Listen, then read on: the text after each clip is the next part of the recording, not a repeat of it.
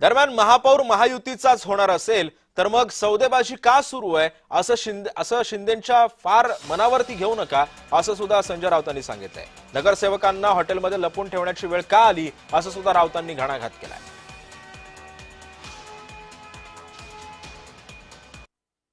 नगरसेवक आता ताज लँडस्टाईलमध्ये कैद खाण्यात आहेत, त्यांचे फोन टॅप केले जात आहेत। मी तुम्हाला सांगतो, जरी रश्मी शुक्ला नसल्या तरी प्रक्रिया तीच आहे। फोन टॅप केले जात आहेत, त्यांचे फोन टॅप केले जात आहेत। जे ताज लँडस्टाईलच्या कैदखान्यामध्ये बंद आहेत त्यांचे फोन टॅप केले जातात। भाजप आपल्या स्वतःच्याच नगरसेवकांचे फोन टॅप करत आहे। दरम्यान हॉटेलमध्ये नगरसेवकांना लपून ठेवण्याची वेळ का आली असा सवाल राऊतांनी उपस्थित केलाय।